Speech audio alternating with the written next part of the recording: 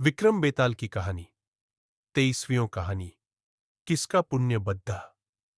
रात के अंधेरे और घने जंगल में कुछ देर भटकने के बाद राजा विक्रमादित्य ने फिर से बेताल को अपनी पकड़ में ले लिया।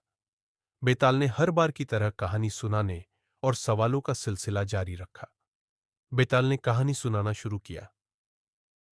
एक समय की बात है। मिथिलावती नाम का एक नगर था। वहां गुणधिप नाम के राजा का शासन चलता था। राजा से मिलने के लिए रोजाना दूर दूर से लोग आया करते थे। एक बार उनसे मिलने और उनकी सेवा करने के लिए किसी राज्य से एक युवक आया। युवक ने राजा से मिलने की बहुत कोशिश की, लेकिन वो राजा से मिल नहीं पाया। अपने साथ युवक जो भी सामान लाया था वो सब भी खत्म हो गया था। एक दिन की बात है, जब राजा शिकार के लिए जंगल जाते हैं, युवक भी उनके पीछे पीछे चला जाता है। जंगल इतना घना था कि राजा से उनके नौकर चाकर बिछड़ जाते हैं। बस राजा और युवक साथ रह जाते हैं। जब राजा जंगल की ओर आगे बढ़ने लगते हैं तो युवक उन्हें रोकता है। राजा उसकी तरफ देखते हुए कहते हैं, तुम इतने कमजोर क्यों लग रहे हो? युवक जवाब देता है, राजन, यह मेरा कर्म दोष है। मैं कई राजाओं के पास रहा हूं जो हजारों लोगों को पालता है, लेकिन उनकी नजर कभी मुझ पर नहीं पड़ी। अपनी बात आगे बढ़ाते हुए युवक कहता है, राजन, 6 बातें इंसान को कमजोर बनाती है। गलत व्यक्ति से प्रेम, बिना कारण हंसना, स्त्री से बहस करना, बुरे स्वामी के लिए काम करना, गधे पर सवारी और संस्कृत के बिना भाषा। इसके अलावा 5 चीजें आयु, कर्म, धन, विद्या और यश व्यक्ति के जन्म के साथ ही विधाता उनके नसीब में लिख देता है। जब तक कोई पुण्य करता है तब तक उसके पास सेवन करने के लिए बहुत से दास होते हैं। जब पुण्य कम हो जाता है तो भाई ही भाई का दुश्मन बन जाता है। लेकिन राजन, स्वामी की सेवा का फल किसी न किसी दिन जरूर मिलता है। युवक की इन बातों का राजा पर बहुत असर हुआ। थोड़ी देर बाद दोनों नगर को लौट आए। राजा उस युवक को नौकरी पर रख लेते हैं।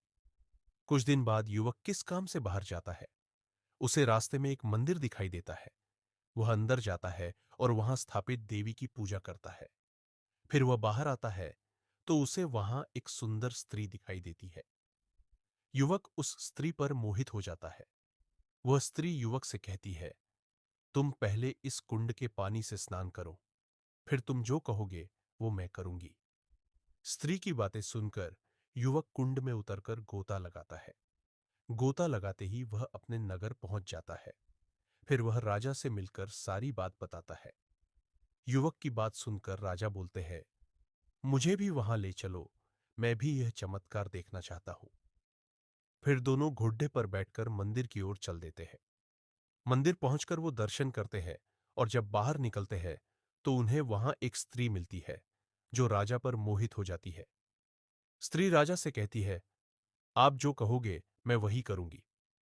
यह सुनकर राजा कहता है, तुम इस सेवक से शादी कर लो। राजा की बात सुनकर स्त्री कहती है, मुझे तो आप पसंद हो।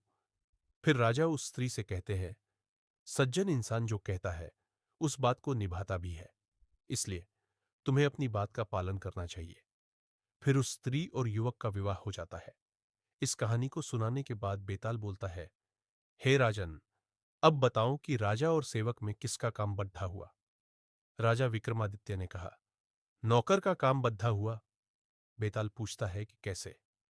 राजा विक्रमादित्य कहते हैं, उपकार करना एक राजा का धर्म होता है, लेकिन जिसका धर्म नहीं था उसने उपकार किया है, तो युवक का काम बद्धा हुआ।